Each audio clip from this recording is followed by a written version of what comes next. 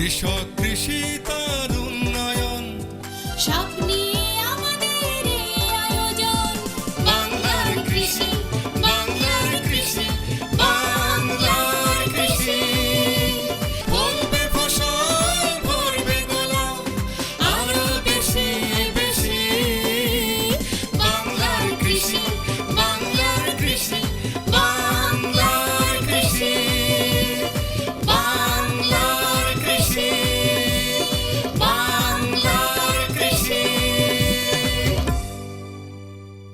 সুপ্রিয় দর্শক, বাংলার কৃষি অনুষ্ঠান থেকে আপনাদের সবাইকে শুভেচ্ছা। কৃষি তথ্য, প্রযুক্তি, পরামর্শ এসব নিয়ে আমাদের প্রতিদিনের কৃষি বিষয়ক অনুষ্ঠান বাংলার কৃষি। কৃষক ভাইরা আমাদের আজকের বাংলার কৃষি অনুষ্ঠানে দেখবেন এ সময় আপনার মাঠ ফসলের করণীয় সম্পর্কে একটি মাঠ প্রতিবেদন, সেই সঙ্গে কৃষি বিষয়ক কিছু গুরুত্বপূর্ণ তথ্য এবং পরামর্শ, আর শেষাংশে থাকছে প্রাণী সম্পদ বিষয়ক প্রতিবেদন। শুরুতেই মাঠ প্রতিবেদন।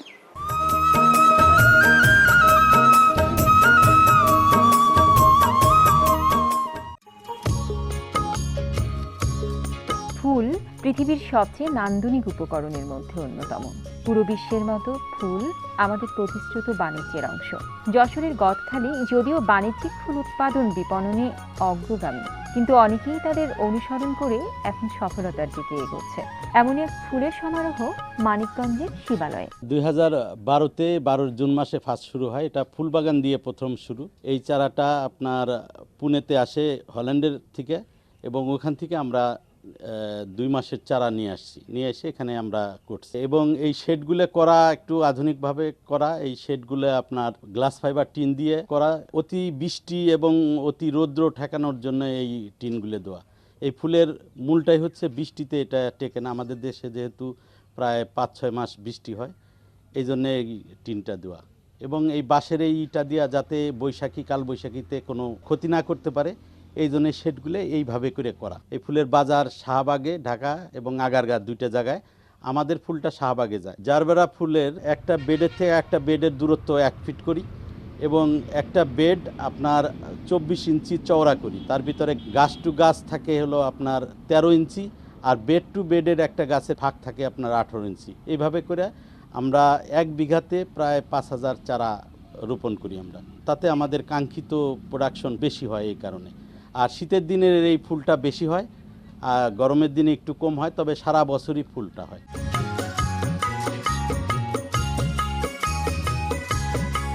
এখানে নার্সারিতে অন্যান্য কার্যক্রমের সাথে বিভিন্ন ফুলের উৎপাদন এবং বিপণন চলছে।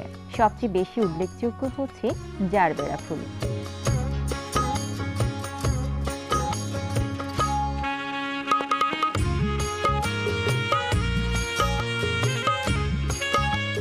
পরিকল্পিতভাবে আবাদ করছেন এবং তারা আশাতীত দামও পাচ্ছেন। একটি জারবেরা গাছ লাগানোর পর অন্তত 8-10 বছর পর্যন্ত ফুল দেয়, তবে মৌসুম ভেদে কম বেশি হয়। একই সাথে বিভিন্ন বালাইয়ের আক্রমণও মৌসুমের উপর নির্ভর করে। তবে এ কথা ঠিক, সুপরিকল্পিতভাবে জারবেরার আবাদ করলে একর প্রতি বছর 5-6 লাখ টাকা আয় করা যায় অনায়াসে, যার প্রমাণ দিয়েছেন শিবালয়ের জারবেরা ফুলের চাষিরা।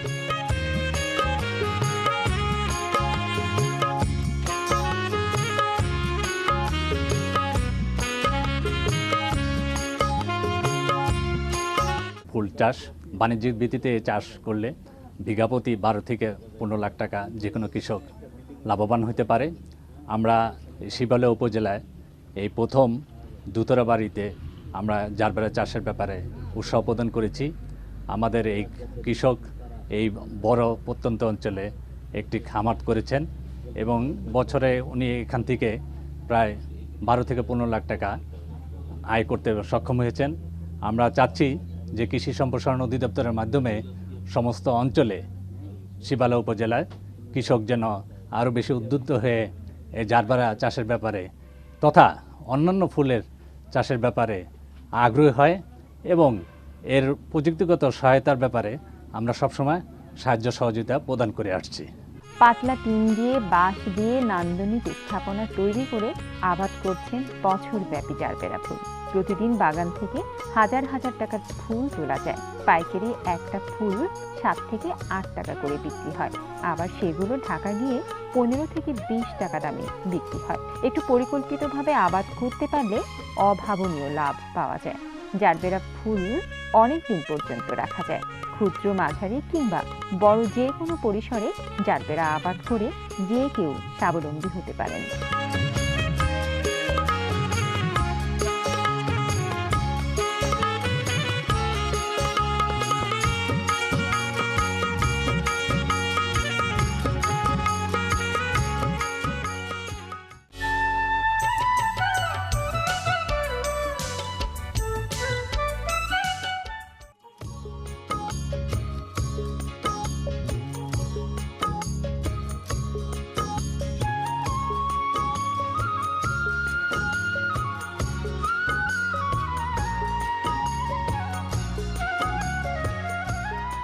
ফুল সৌন্দর্যের প্রতীক। ফুল চাষ করা লাভজনক কৃষি ব্যবস্থাপনাও বটে। বাংলাদেশে বর্তমানে নানা ধরনের ফুলের চাষ ও বাজারজাতকরণ হচ্ছে। কাইয়ুম আলী রাজশাহী জেলার গোদাগাড়ী উপজেলার কাদিপুর গ্রামের একজন ফুল চাষী। গত 10 বছর ধরে তিনি বাণিজ্যিকভাবে ফুল চাষ করে আসছেন। তার মতে ফুল চাষ অন্য ফসলের চেয়ে অধিক লাভজনক। শুরুতে তিনি রজনীগন্ধা ফুলের চাষ করতেন, এখন গ্লাডিওলাস জাতের ফুলের চাষ করছেন।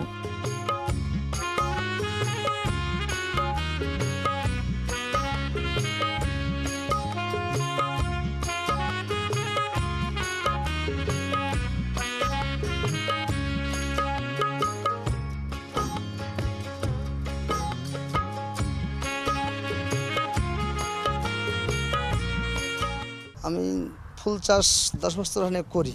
সাইফুল স্যার গোদাড়ির কৃষি অফিসার বলল যে ভাই আপনি তো ফুল চাষ করেন, তাহলে আপনাকে দেওয়া হোক, এই এলাকাতে গোদাড়ি থানাতে কেউ করেন, আমি তাহলে দিয়েন। আমি তো এই ফুল কোনদিন করিনি। দেওয়ার পরে আল্লাহ রহমত ফার্স্টে আমাকে 3 কাঠা জমির উপর প্রোগ্রাম দেয়। দেওয়ার পরে 3 কাঠাতে প্রায় আমার খরচ মরচ বাদ দিয়ে ৭০,০০০ টাকা ইনকাম হয়। ফুলও আল্লাহ দিয়েছিল, ভালোই ফুল দিয়েছিল।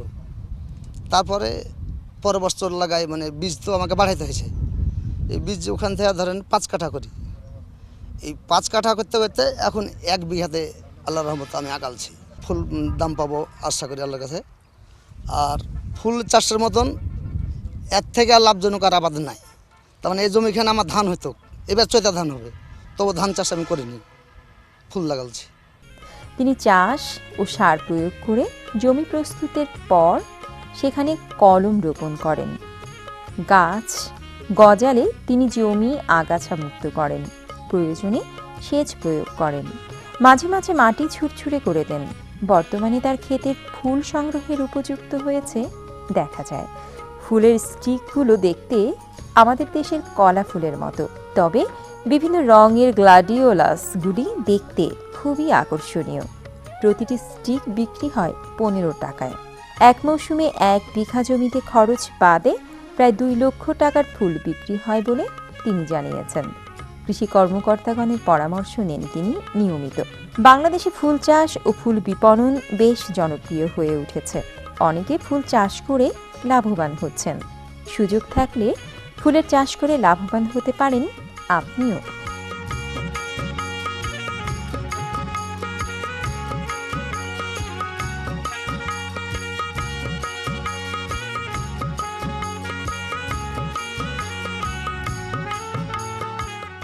আমরা প্রথমে এই ফুল চাষি মোহাম্মদ কাইয়ুম আলীর মাধ্যমে আমরা ফুল চাষ শুরু করি। আমরা চিন্তা করি যে ফুলটা কোথায় করলে ভালো হয়, কার মাধ্যমে করলে ভালো হয়, যেহেতু নতুন জিনিস। তো আমরা কাইয়ুম ভাইকে খুঁজে পাই। উনি হচ্ছে এর আগে রজনীগন্ধা, গাঁদা ফুল করতেন আর কি। প্রথমেই আমরা 3 কাঠা দিয়ে শুরু, এখন হচ্ছে 1 বিঘা। গত বছর আমাদের 5 জন কৃষক প্রায় হচ্ছে 3 বিঘা 3.5 বিঘা জমিতে গ্লাডিওলাস করেছিল। কাইয়ুম ভাই এই এখন ফুল চাষি হিসাবে পরিচিত আমাদের মাঝে। গোদাগাড়িতে সে আমাদের একজন ভালো কৃষক। গত বছর যেমন এখানে ফুলটা শুরু করে বাজারজাত শুরু করেছিল, তখন উনি 15 টাকা করে স্টিক পাইকারি বিক্রি করেছিলেন। এখান থেকে রাজশাহীতে, তারপর চাঁপাইনবাবগঞ্জের ফুল ব্যবসায়ীরা জমিতে চলে আসে। প্রায় 1.5 লক্ষ টাকার ফুল এখানে বিক্রি করেছিলেন এই জমি থেকে। এখানে প্রায় 13 থেকে 14টি কালারের ফুল আছে। যখন ফুটে তখন খুব চমৎকার লাগে। আমরা এটা চেষ্টা করছি এই ফুলটাকে সম্প্রসারণ করার জন্য। উপজেলা কৃষি অফিসারের সহযোগিতায় যশোরের মতো ফুল চাষে মডেল হতে পারি, এটা যেন আমরা সম্প্রসারণ করতে পারি, এই জন্য আমরা কাজ করে যাচ্ছি। কয়েকজন কৃষকের সঙ্গে আমার আলোচনা হয়েছে, যেনারা কায়ুম ভাইয়ের ফুল চাষ দেখে এবং তার লাভ দেখে তারাও আগ্রহ প্রকাশ করেছে। আগামী বছরগুলোতে হয়তো ফুল চাষ আরও বৃদ্ধি পাবে। বাংলার কৃষি, বাংলার কৃষি, বাংলার কৃষি। দর্শক দেখছেন বাংলাদেশ টেলিভিশনের প্রতিদিনের কৃষি বিষয়ক অনুষ্ঠান বাংলার কৃষি। এ সময় আপনার মাঠ ফসলের করণীয় সম্পর্কে আপনাদের জানাতেই আমাদের এই বাংলার কৃষি। সঙ্গেই থাকুন এবারে প্রাণী সম্পদ বিষয়ক প্রতিবেদন।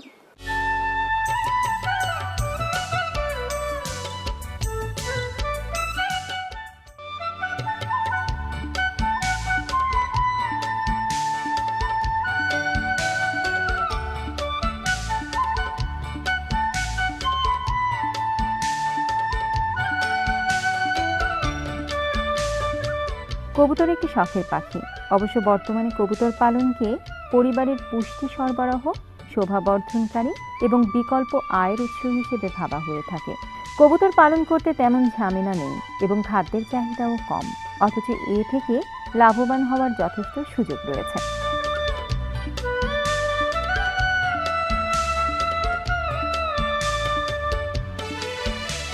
যশোর জেলার ষষ্ঠীতলা এলাকার যুবক সুমন একজন কবুতর পালনকারী। সে শখের বশবর্তী হয়ে 3 জোড়া কবুতর নিয়ে কবুতর পালন শুরু করে। তারপর গত 12 বছর ধরে সে কবুতর পালন করে যাচ্ছে। এখন তার বাড়িতে কবুতরের সংখ্যা বৃদ্ধি পেয়ে 400টি হয়েছে এবং তার কবুতর পালন বাণিজ্যিক রূপ নিয়েছে। সব কবুতরই সে খাঁচায় পালন করে থাকে। অনেক দামি দামি কবুতর তার বাড়িতে দেখা যায়।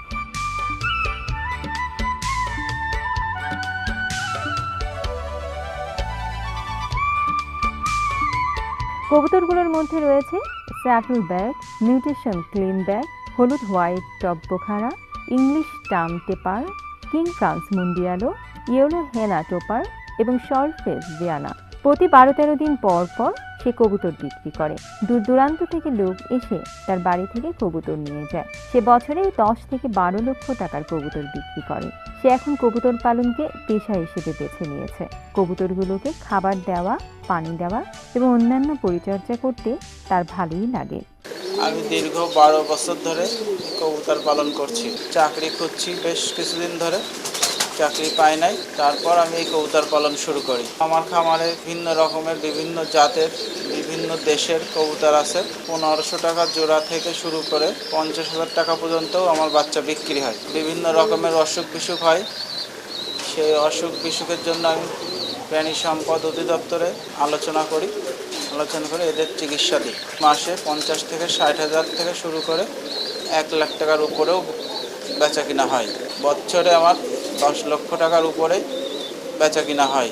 আমার মতো যুবকদেরকে আমি একই কথা বলি, বসে না থেকে অল্প করে পুঁজি নিয়ে আস্তে আস্তে কবুতর পালন শুরু করেন। কবুতর এমন একটি পাখি যা কম বিনিয়োগে, কম পরিশ্রমে, স্বল্প পরিসরে পালন করা যায়। কবুতর পালন করে অনেকের আত্মকর্মসংস্থানের ব্যবস্থা হতে পারে। শান্তির প্রতীক পায়রা অনেকের ঘরে আর্থিক শান্তি আনায়ন করবে, সেটাই প্রত্যাশা।